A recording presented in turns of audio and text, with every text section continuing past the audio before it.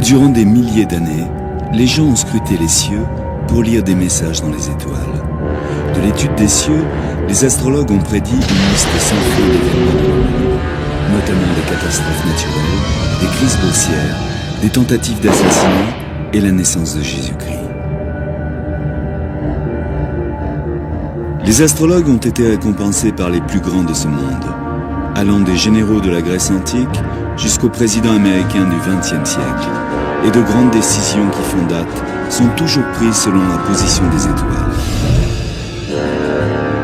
Mais est-ce que le mouvement des planètes influe réellement sur les événements terrestres?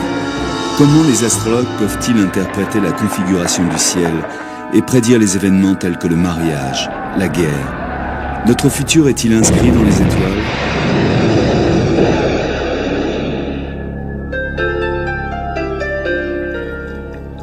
Au XVIIIe siècle, en Angleterre, il y avait deux hommes dont le passé ne pouvait pas être plus différent. L'un était un simple forgeron, l'autre, le roi George III d'Angleterre. En dépit de cela, leur vie était pleine de similitudes. Ils ont hérité de leur père dans le même mois, ils se sont mariés le même jour, ont eu le même nombre d'enfants, ont été malades au même moment et ont encouru les mêmes accidents. Même leurs morts ont été séparés de seulement quelques heures.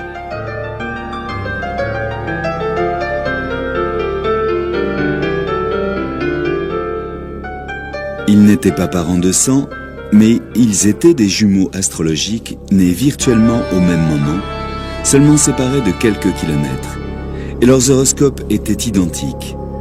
D'après les croyances astrologiques, la similitude des modèles de leur vie était prévisible.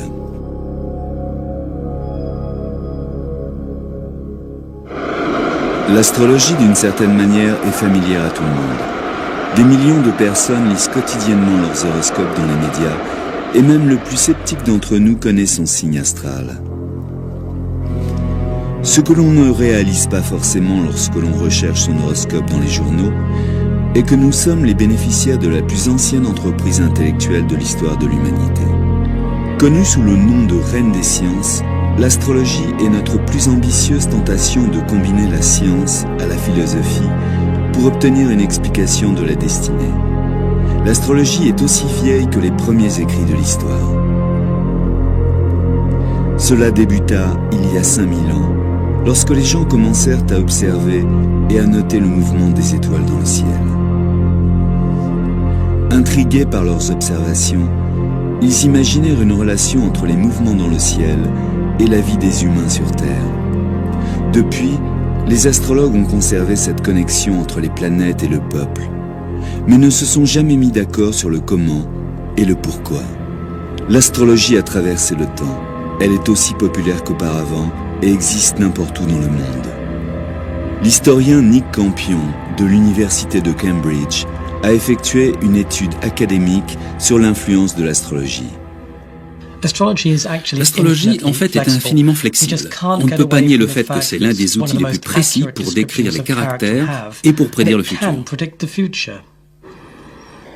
Robert Curray est un astrologue important qui attire chaque année des milliers de personnes dans son magasin.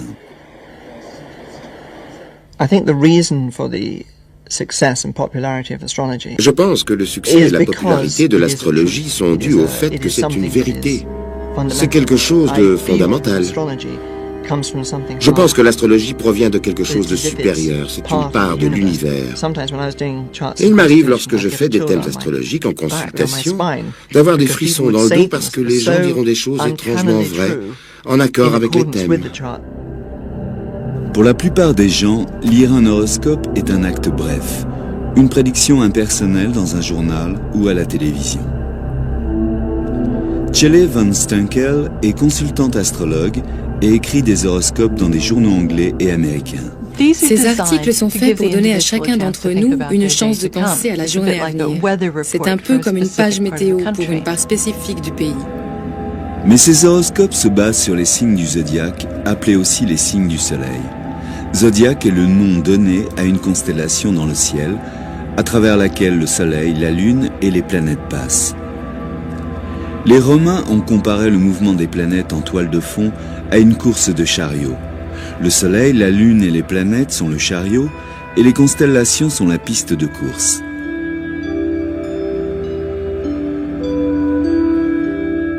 Le zodiaque est découpé en 12 divisions ou signes.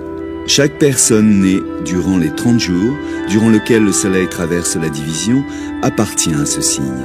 Et les astrologues croient que les gens seront influencés par ces caractéristiques. Les prévisions du soleil sont très générales. Néanmoins, les horoscopes dans les journaux connaissent un large suivi. Erin Sullivan, écrivain et formatrice en astrologie, a aussi rempli quelques colonnes dans des quotidiens. Les signes du soleil dans les journaux intéressent des millions de personnes, et c'est souvent pourquoi les gens les achètent. Certaines personnes qui rédigent ces colonnes ont un terrible succès, ils sont très forts. Ils ont un vocabulaire excellent, ils sont capables de très bien modeler le symbolisme. Vous en trouverez qui sont vraiment très bons et d'autres qui sont absolument ridicules. Un véritable horoscope est bien plus qu'une simple description du signe du soleil. C'est un thème astrologique décrivant les influences astrologiques propres à chaque individu. Le graphique est projeté par un astrologue et est appelé un thème natal. Ceci est un plan des positions des planètes à votre naissance. Et c'est la seule carte qui vous définit. Et de cette information, un astrologue peut connaître votre potentiel, quel type de personne vous êtes, le type d'expérience que vous pouvez avoir dans votre vie et comment vous pouvez appréhender certaines difficultés dans votre vie. Les astrologues disent que le thème natal peut révéler si la personne est ouverte, anxieuse, si elle aime la musique, la technique, si elle est émotive, et peut vous indiquer probablement votre type de profession.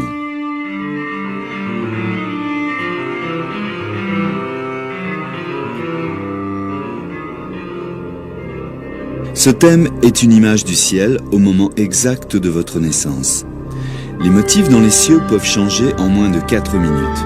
Donc personne, à part ceux qui sont nés au même moment, ne peuvent prétendre avoir le même horoscope.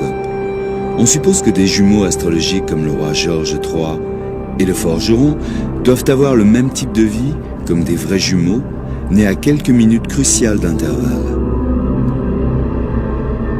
Peu de personnes connaissent l'heure exacte de leur naissance, mais ceci n'empêche pas d'avoir un horoscope. Habituellement, les astrologues projettent un thème sur la date de naissance. Mais il y a une étape plus longue, appelée rectification, qui permet aux astrologues de travailler à reculons depuis les événements de votre vie jusqu'à l'heure probable de votre naissance. Quiconque connaît sa date de naissance peut se rendre chez un astrologue et faire son horoscope. Ce n'est pas plus différent que d'aller voir n'importe quel consultant, mis à part que vous devez fournir votre date de naissance, le lieu et l'heure. Normalement, avant même le rendez-vous, l'astrologue aura calculé un thème, un horoscope. Le thème natal peut être dressé pour n'importe quoi ayant une date de naissance. Une ville, tout type de structure peut avoir un thème astral. Le mur de Berlin, par exemple, construit en août 1960, avait un horoscope qui prédisait une période d'instabilité et de changement pour novembre 1989, la date historique de la chute du mur de Berlin. Nick Campion a même dressé des thèmes pour des pays. On prend des moments politiques importants ou particuliers pour chaque pays.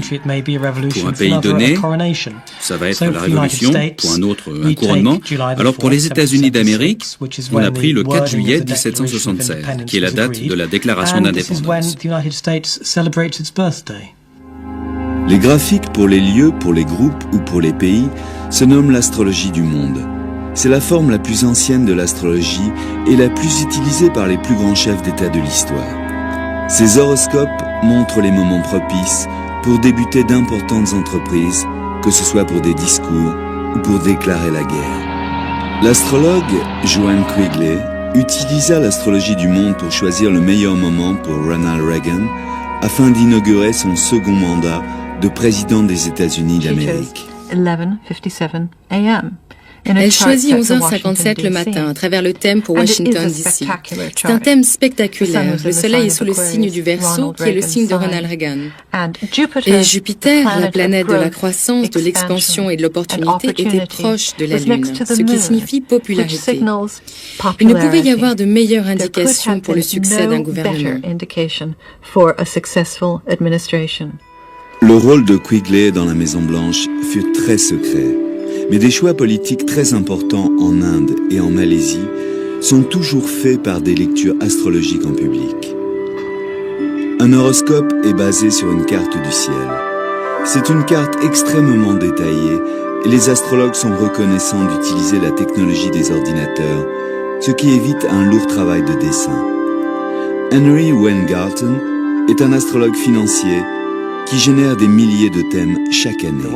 Le rôle des ordinateurs a remplacé le travail de nombreux étudiants, et cela depuis de nombreuses années.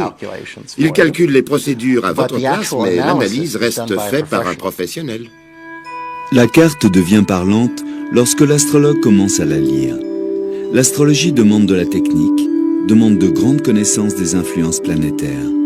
Les clés de la réussite sont la pratique et l'expérience.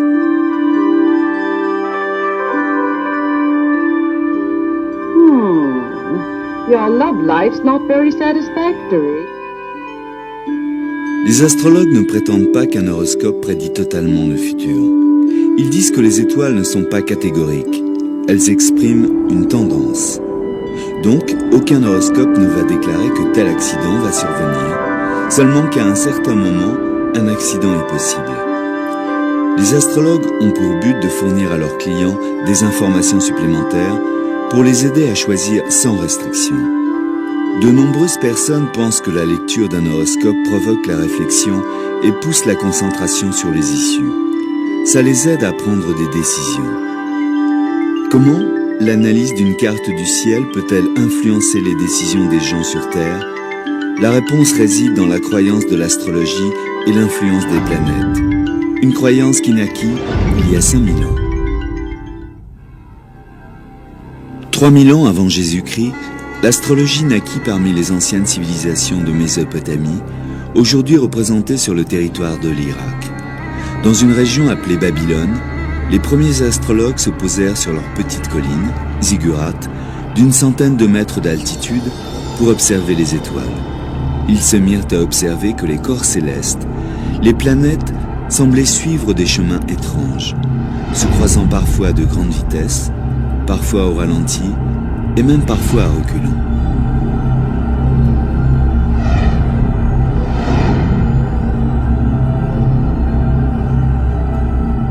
Les scientifiques d'aujourd'hui, avec leurs énormes télescopes et leurs sondes spatiales, n'ont fait que confirmer ce que ces anciens ont observé. Que les planètes ont des orbites régulières, qu'elles évoluent sur leur trajectoire, en luminosité et en vitesse. Les Babyloniens ont même observé des correspondances entre ces phénomènes et des événements sur Terre. La philosophie mésopotamienne croyait que le monde entier était vivant. Et par cela, elle signifiait l'univers, la Terre, comme les étoiles. Cette philosophie se perpétua à travers la Grèce classique, Rome, et enfin en Europe, durant la Renaissance. Les gens pensaient que la nature leur parlait, et derrière cette nature, il y avait des dieux et des déesses. Selon les Babyloniens, les forces de la nature étendues à l'espace étaient inséparables de la vie terrestre. Ces premiers astrologues ont vu ces planètes comme symbolisant la puissance et les caprices des dieux et des déesses. Chacune des planètes ressemblait en apparence, et d'après ses mouvements, aux caractéristiques de son dieu d'appartenance. Les Grecs et les Romains, après les Babyloniens, ont cru que ces planètes, toutes différentes, influençaient la vie sur Terre. Et que plus une planète fut proche de la Terre, d'après son orbite, plus les gens sur Terre subissaient son influence. Cette idée ancienne de l'influence des planètes, avec des personnalités distinctes, est toujours la pierre angulaire de l'astrologie moderne et la base de l'interprétation des horoscopes.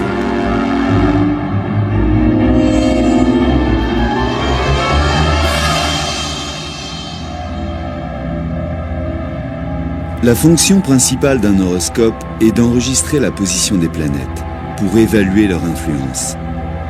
Ce thème, l'horoscope de John Fitzgerald Kennedy, est sténographié et développé par les astrologues à travers les siècles. Malgré le peu d'évolution dans le temps de cette sténographie, le mécanisme de dessin des thèmes a été transformé par les ordinateurs. Mais les astrologues continuent à apprendre les techniques traditionnelles en utilisant les tableaux astrologiques.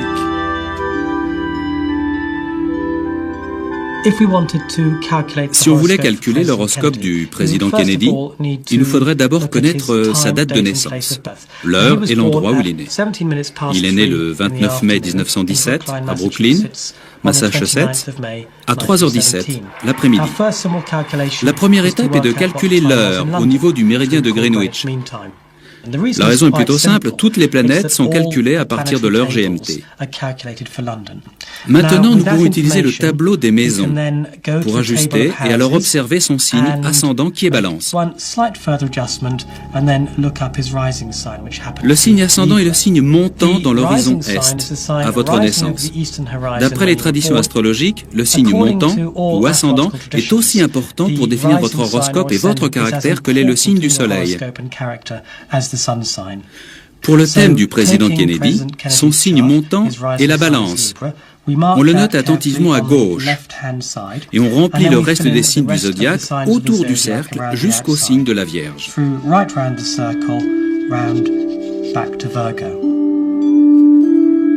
Le thème a encore d'autres découpages. Il y a les maisons. Elles se réfèrent à des zones pratiques de la vie humaine, comme la famille, l'argent, le voyage et le travail. L'étape suivante consiste à déterminer la position des planètes au moment de la naissance.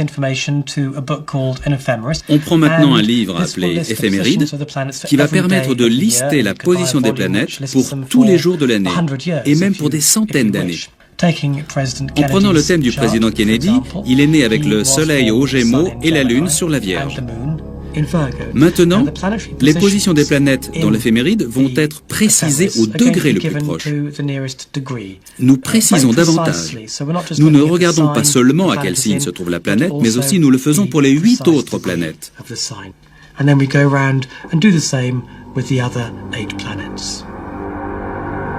Une fois les planètes enregistrées sur la carte, on peut commencer l'interprétation.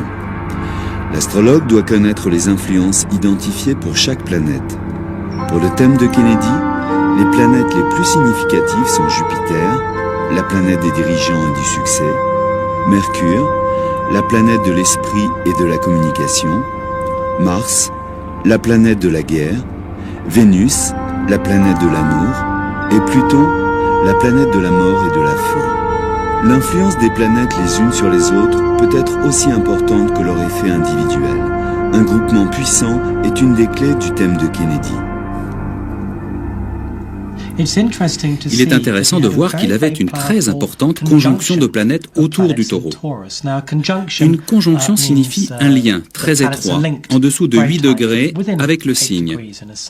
Et il a Jupiter, qui est la planète de l'optimisme et de la croissance. Mercure, qui est la planète qui a dirigé son processus mental, ses idées. Et la planète Mars, qui est la planète de la colère et de l'agression, et qui indique la guerre en politique. Le Taureau est un signe qui est très persévérant et têtu, et ne s'écarte pas de ses objectifs. Il trouve une voie et ne l'abandonne pas. Je pense que c'est cet alignement particulier qui indique son succès devant l'Union soviétique à Berlin et à Cuba. En regardant le thème de manière littérale, Mars, dans le temps ancien, dominait avec des arcs et des flèches. Bien sûr, aujourd'hui, il faut voir des missiles. Les angles entre les planètes sont très importants, ou les aspects d'un point de vue astrologique. L'étape d'interprétation qui suit consiste à regarder les aspects des planètes. Les aspects sont des distances précises entre les planètes. Certaines sont difficiles et d'autres plus faciles. En regardant le thème de Kennedy, on voit que la Lune décrit 2 aspects difficiles. Un vers Vénus et un vers le Soleil. Entre la Lune et Vénus, cela est très difficile émotionnellement. Et ça peut représenter la profonde attirance qu'il a eue pour Jackie d'une part comme femme et mère de ses enfants et son désir d'avoir des relations avec d'autres femmes.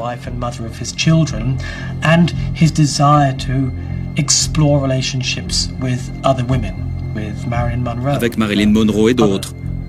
Et la même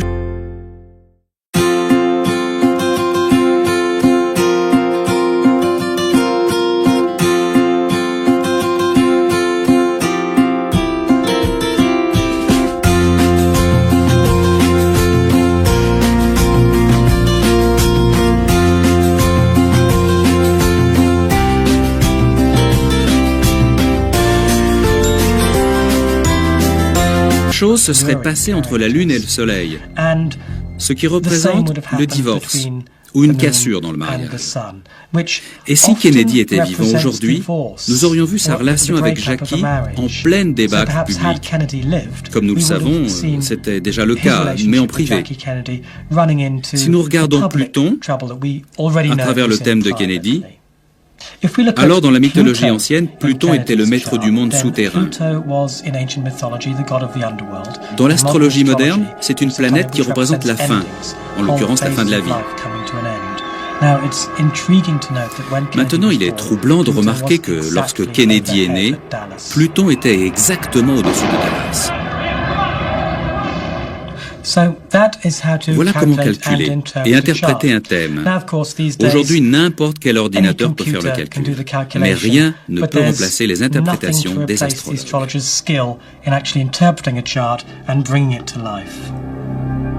Les astrologues modernes aident souvent leurs clients dans leur vie personnelle. Prédire des événements a toujours fait partie de l'astrologie. Les astrologues les plus réputés ont prédit de grands événements, même le début de nouvelles époques. Il y a à peu près 2000 ans, un petit groupe d'astrologues perses ont observé un événement inhabituel dans les cieux. Ils ont découvert que cela avait été prédit par le philosophe astrologue Zoroaster et qu'il annonçait la naissance d'un nouveau roi.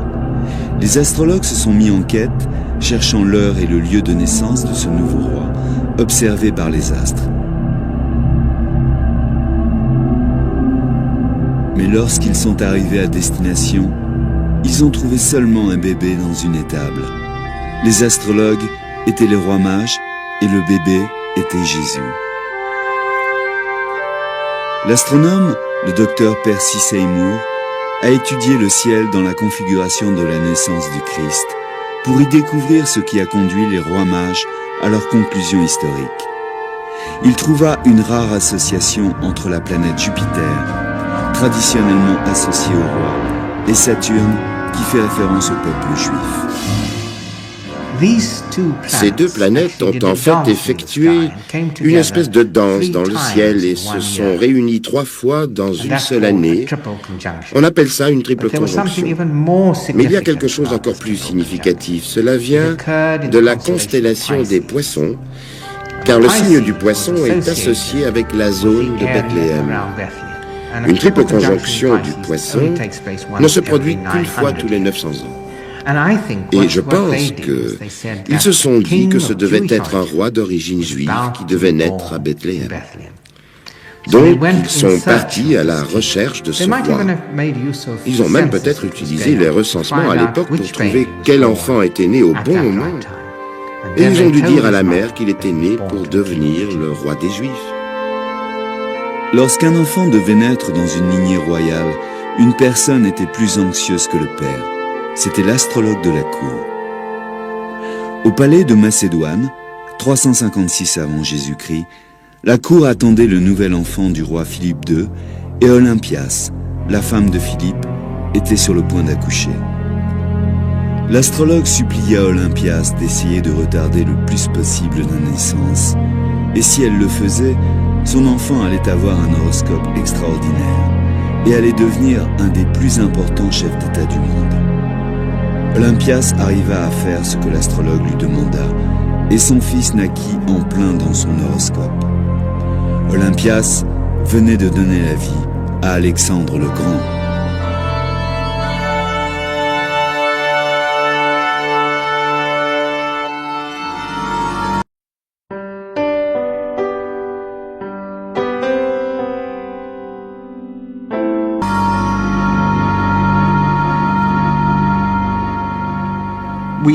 On a passé d'interminables moments à le regarder.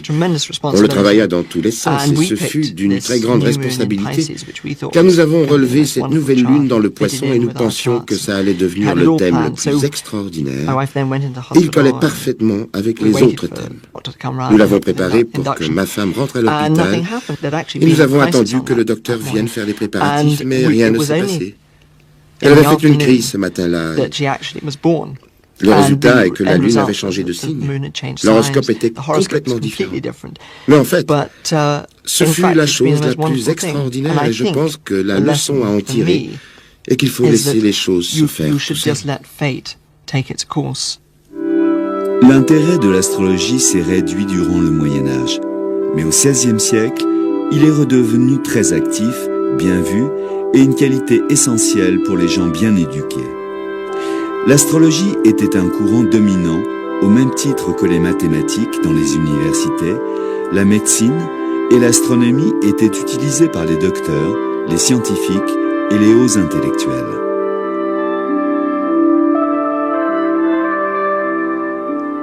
L'un des astrologues les plus connus de toute l'histoire de l'astrologie était John Dee, qui était l'astrologue privé de la reine Élisabeth Ier d'Angleterre. Et on peut dire qu'il est responsable de certaines des plus capitales décisions prises durant l'un des plus importants règnes de l'histoire de l'Angleterre. Le travail de Dee a aussi consisté à être un espion pour Élisabeth. Mais l'astrologie, et non la politique étrangère, était le fer de lance de sa fonction auprès de la reine. Il choisit des dates propices pour tout événement important. Un de ses plus grands succès fut en 1588, lorsqu'il conseilla Élisabeth sur le moment de la confrontation victorieuse de l'Angleterre sur l'armada espagnole. Il a dû regarder la planète Mars, qui était la planète de l'Angleterre. Et si elle était plus forte que Jupiter, celle de l'Espagne, il déclara que l'armada serait vaincue. C'est un fait. Il a dû regarder d'autres facteurs comme Mercure qui contrôle les vents et a dit « l'armada pourrait être balayée par les vents ». Et c'est ce qui se passa en réalité. C'est l'apogée de l'astrologie. Dans les années 1600, il y avait plus de 200 astrologues très connus travaillant à Londres.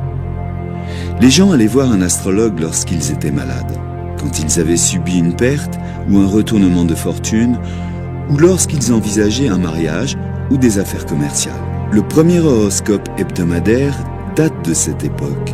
Il se nommait « Le message des étoiles », écrit par William Lilly, devenu fameux pour avoir prédit le grand fléau et le grand incendie de Londres.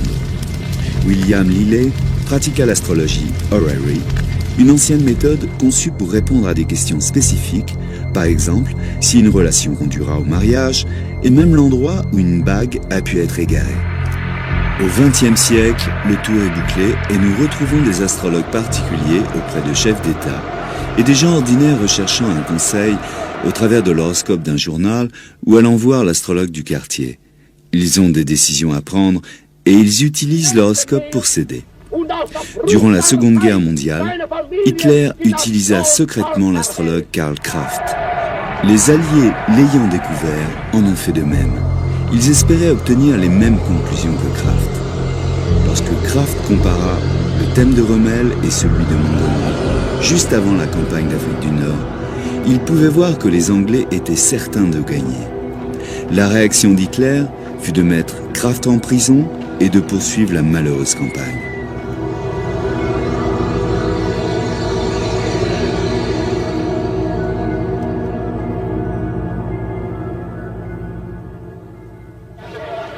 Le président Ronald Reagan était plus enclin de suivre les conseils de son astrologue Johann Quigley. Son premier succès fut de prédire l'attentat sur la vie de Reagan. Après cela, elle fut impliquée dans toutes les décisions majeures et mineures de la présidence.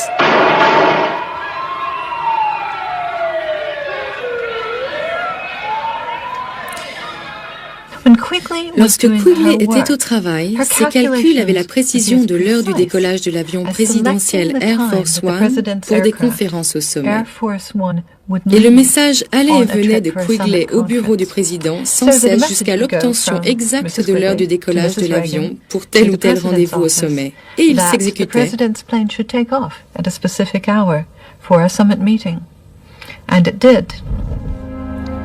Durant l'hiver 86-87, Quigley était inquiète du mouvement d'Uranus et de Saturne. Elle l'interpréta comme un danger d'assassinat. Durant 4 mois, Reagan est resté à l'intérieur de la Maison-Blanche et n'en sortit qu'une fois pour s'adresser aux Américains. Chaque événement de la vie du président était minuté par l'horoscope. Mais en quoi l'horoscope a aidé Reagan dans ses grandes décisions de président? C'est John Quigley qui a dit à Ronald Reagan qu'il pouvait faire des affaires avec l'Union soviétique. Durant la première partie de sa présidence, Reagan était contre cet empire du diable. Et il y avait cette course à l'armement. C'est alors que John vint avec l'horoscope de Gorbatchev et dit à Reagan « Regardez, c'est un homme avec qui vous pouvez faire des affaires. » Ronald Reagan utilisa l'astrologie pour prendre des décisions qui ont changé l'histoire du monde. Mais des millions de gens ordinaires utilisent l'astrologie dans leur vie de tous les jours. Et ceci pour tout type de raisons. L'astrologie se veut perspicace. Et il n'existe pas de domaine dans la vie où la perspicacité, donc l'astrologie, ne peut être utilisée. L'astrologie peut aider, de la recherche d'un porte-monnaie à la planification d'un voyage. L'horoscope a solutionné les problèmes personnels de beaucoup de gens. Les astrologues pensent qu'un thème astral peut vous aider à vous connaître et ainsi être mieux préparé à affronter les défis. L'horoscope est le document le plus égocentrique imaginable. Une carte de l'univers avec l'individu au centre. Pour de nombreuses personnes, ce thème permet de révéler le passé, le présent et le futur. Diana a utilisé l'astrologie assez souvent, et autant que l'on puisse dire avec succès. Elle est née avec le soleil au Cancer, qui représente l'attention, la compassion, le côté émotionnel de son caractère, mais aussi son côté timide et réservé. Les astrologues expliquent mieux la personnalité de la princesse Diana à travers son thème astral. Son thème est l'image de son enfance, et la lune opposée à Uranus indique une enfance tumultueuse. En effet, sa mère est partie soudainement, alors qu'elle était encore une enfant. Et elle héritait d'une belle-mère, pas tout à fait, mais très peu de temps après. Cette position de la lune sur Uranus dans son thème explique sa tendance à réagir soudainement, attitude qu'elle avait encore adulte.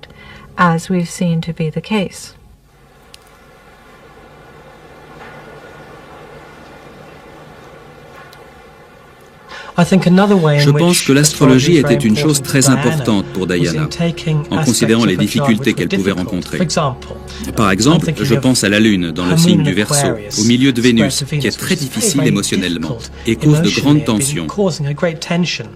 Son astrologue lui montra comment tourner les choses de manière positive, car c'est un alignement très idéal. Et c'est alors qu'elle rencontra Mère Teresa et commença à s'impliquer totalement dans des œuvres de charité telles que le sida, allant même jusqu'au contact avec les victimes du sida. Dans le thème de la princesse Diana, on voit Saturne, la planète du devoir et de la responsabilité, défiée par Neptune, qui représente la désillusion et la désintégration. Vénus, la planète de l'amour et de la romance, est opposée à Pluton, la planète des choses cachées, de l'opposition et de la fin. Le palais aurait mieux fait de bien regarder l'horoscope de Diana. Ils auraient vu qu'elle ne pourrait jamais se contenter d'une situation tendue, qu'elle ne pouvait pas simplement obéir à des règles. Ils auraient même pu s'en servir dans la situation, la rupture du mariage tout simplement, beaucoup plus positivement.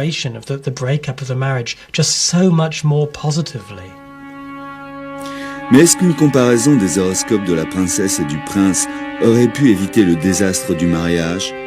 Peu d'astrologues pensent qu'il est possible de prédire le bonheur de deux personnes, mais tous pensent que cela aurait pu annoncer les problèmes.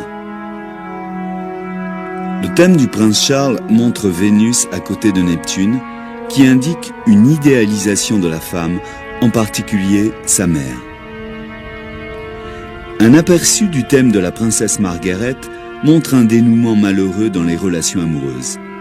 Il montre Vénus attendant l'amour, opposée à Saturne, la planète des devoirs, laissant prévoir la crise durant laquelle elle abandonna l'amour de sa vie, un divorcé pour éviter un scandale. L'astrologie est souvent utilisée pour le mariage. C'est une des raisons les plus fréquentes pour laquelle on consulte. Les questions se concentrent souvent sur les chances de succès des relations entre deux personnes. Des astrologues, comme Eugénie Diserio de New York, se sont spécialisés dans cette branche.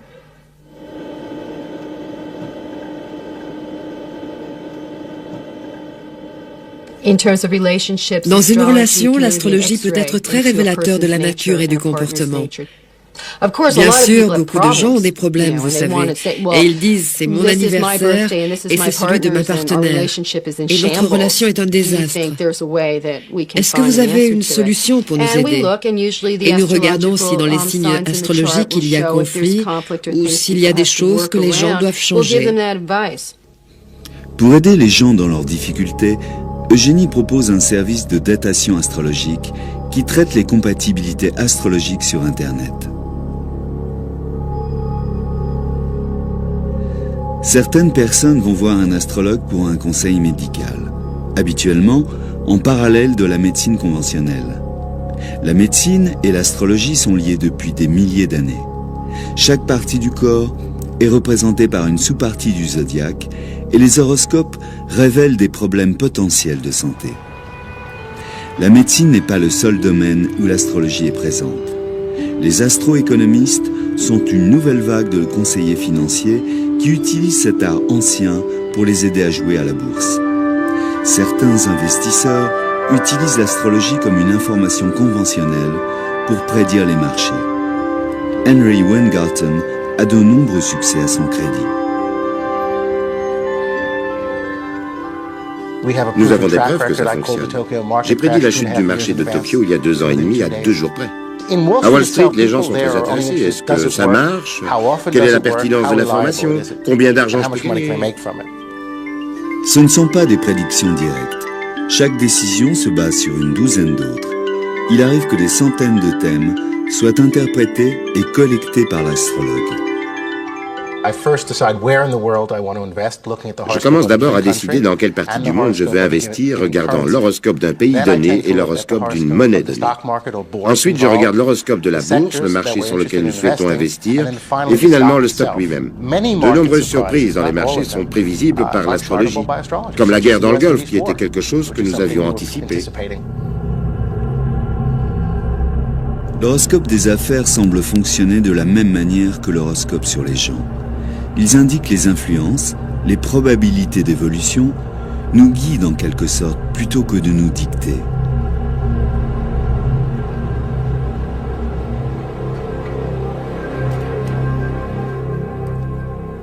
Il n'y a pas de doute sur l'efficacité de l'astrologie.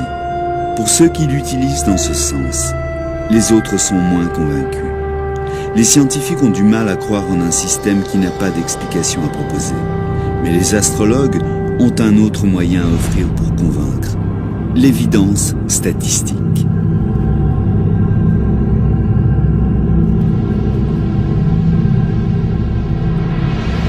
L'intérêt populaire de l'astrologie est une énigme pour les scientifiques du XXe siècle, qui la voient comme une superstition retardée.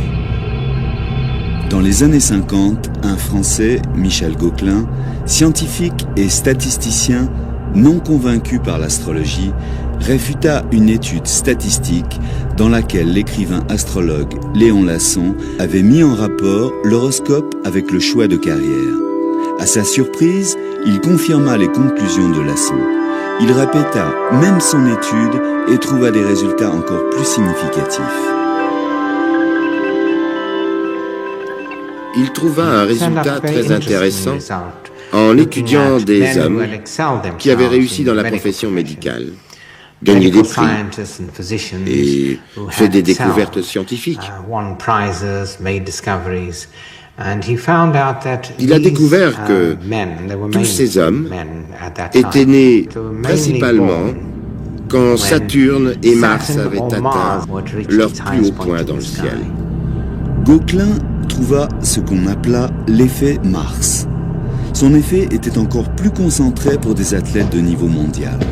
Quant aux écrivains, ils avaient plutôt tendance à voir la lune montante dans leur thème. La chose frappante pour les étudiants en astrologie est que ces découvertes se basent sur des croyances traditionnelles sur les influences planétaires. Les découvertes de Gauquelin proposent un étayage des croyances venues du monde ancien, disant que les rois sont nés, tandis que Jupiter est à son apogée. Et c'est pour cela que Jupiter devint la planète des rois. Malgré le travail scientifique rigoureux de Gauquelin, les journaux scientifiques étaient réticents à la publication. Quoi qu'il en soit, Gauquelin fit une autre découverte statistique.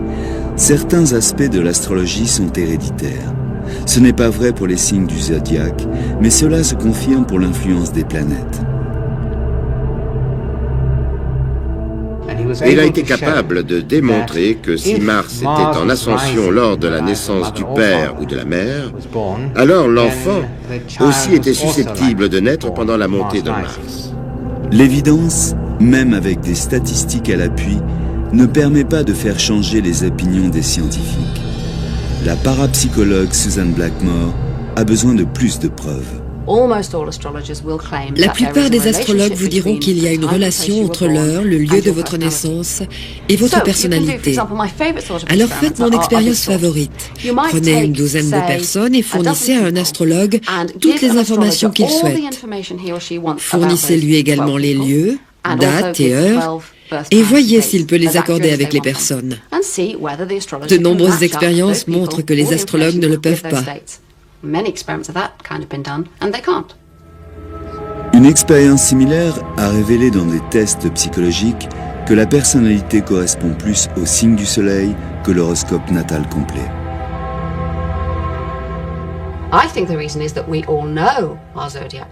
La raison est que nous connaissons tous notre signe zodiacal.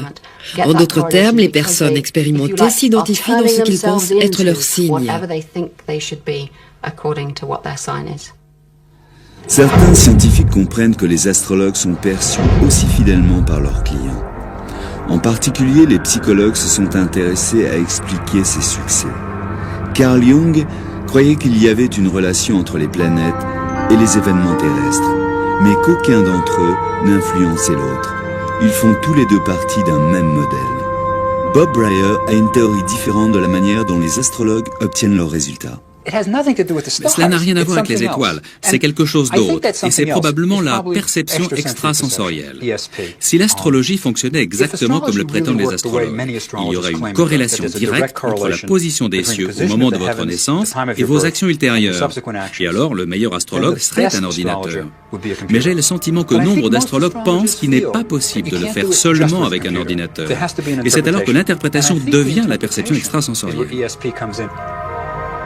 De nombreux psychologues maintiennent que de bons astrologues, ceux qui impressionnent leurs clients avec l'exactitude de leurs analyses, ceux qui peuvent pointer des zones à problème, en fait, combinent plusieurs compétences. Ils peuvent par exemple être très forts en reconnaissant des signaux inconscients émanant de leurs clients, ou bien tout simplement être doués pour dire à leurs clients ce qu'ils souhaitent entendre. Je pense que le pouvoir de l'astrologie réside dans le désir de se reconnaître dans les descriptions qui leur sont exposées. Donc, par exemple, si je vous dis des choses que vous souhaitez entendre, vous êtes confiant, mais en fait, vous êtes plus tracassé qu'il n'y paraît. Maintenant, presque tout le monde vous dira que c'est vrai pour eux, mais pas sur d'autres personnes, parce que vous ne réalisez pas que tout le monde est comme cela. Vous pouvez assez facilement croire que l'astrologie est bien plus vraie qu'elle ne l'est en réalité. Mais les astrologues sont également convaincus qu'un horoscope a ses propres vérités. Leur position est que de bons astrologues obtiennent des résultats parce qu'ils sont expérimentés dans la lecture des thèmes. On m'a demandé de faire un thème en cadeau pour un homme, quelqu'un que je n'avais jamais rencontré. Ayant l'heure de sa naissance, la date et le lieu, je fis donc une cassette pour lui et lui envoya par la poste et n'y pensa plus. Jusqu'à ce que je reçoive un coup de téléphone de sa femme. Elle me dit que la cassette lui permit de comprendre mieux son époux, qu'elle ne l'avait plus jusqu'alors. Percy Seymour est l'un des rares scientifiques à développer la théorie avec des évidences sur le sujet. Il a cherché à expliquer Gobelin, démontrant une relation entre la position des planètes et la vie des individus.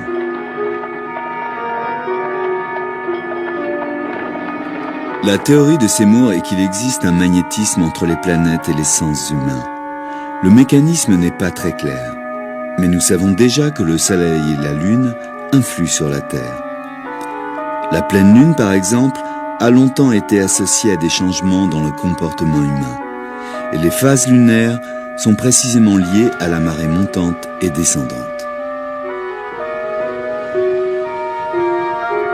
Les animaux sont capables de répondre aux effets de la Lune. Les huîtres, par exemple, s'ouvrent et se ferment à des heures précises.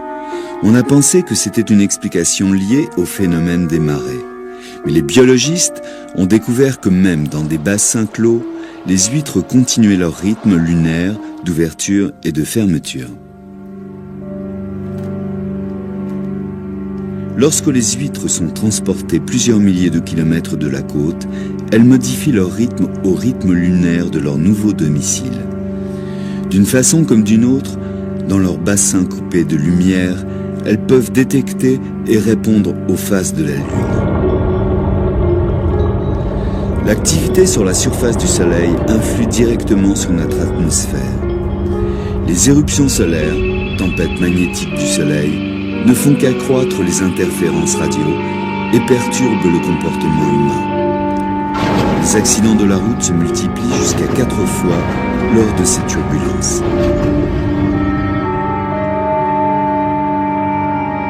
Les scientifiques admettent que les animaux et les humains peuvent détecter des signaux de voisins proches et puissants comme le Soleil et la Lune. Mais, et concernant les planètes qui sont nettement plus éloignées de la Terre, Percy Seymour a une théorie pour l'influence des planètes. Nous savons tous que le Soleil et la Lune ont des influences sur la Terre. Comment les planètes peuvent entrer dans ce scénario? Comment peuvent-elles jouer un rôle alors qu'elles sont si éloignées de nous? Et leur éloignement provoque sur nous une si petite influence. Je pense que c'est là que le Soleil intervient. Le Soleil peut influencer les faibles forces des planètes et ces infimes forces peuvent être amplifiées par le champ magnétique du Soleil, de sorte que le Soleil peut perturber sous forme de violents orages, par exemple. Ceci affecte le champ magnétique de la Terre et, puisque ce champ magnétique terrestre influe sur une grande variété d'organismes, il peut également influencer l'espèce humaine. L'idée de Seymour est que le système nerveux humain et animal réagit comme des capteurs pour détecter les vibrations du champ terrestre. Une symphonie complexe, orchestrée par le système solaire, constamment en mouvement. Les premiers signaux sont gravés dans notre système nerveux encore vierge, avant même que l'on vienne au monde. Je pense que durant les 9 mois de grossesse, lorsque le fœtus est toujours dans l'utérus, il développe un système de capteurs aériens, qui est le système nerveux, qui assimile les tons, les mélodies, des musiques magnétiques provenant du système solaire. À la naissance, la majeure partie des informations lui viendra de ses 5 sens. Mais il se peut que dans sa vie à venir, l'individu enregistre les thèmes et les mélodies de la symphonie qu'il entendait lorsqu'il était dans l'utérus. Et il sera prédisposé à réagir d'une certaine manière. Le débat continue, mais tandis que les scientifiques discutent, les astrologues sont encore plus populaires que durant les 3 derniers siècles. Nous ne savons toujours pas encore s'il existe des bases scientifiques pour l'astrologie, mais durant des siècles, le même message a émergé encore et encore. Les planètes font partie du même système solaire que la Terre, et d'une façon comme d'une autre, leur influence est ressentie dans la vie des humains. Pour les milliers d'astrologues qui aident leurs clients à se concentrer sur leur vie et leurs problèmes, les étoiles ont plus qu'une charitable présence dans la nuit. Elles sont les gardiennes de nos forces et de nos faiblesses, de nos désirs, de nos ambitions. Elles sont notre destinée.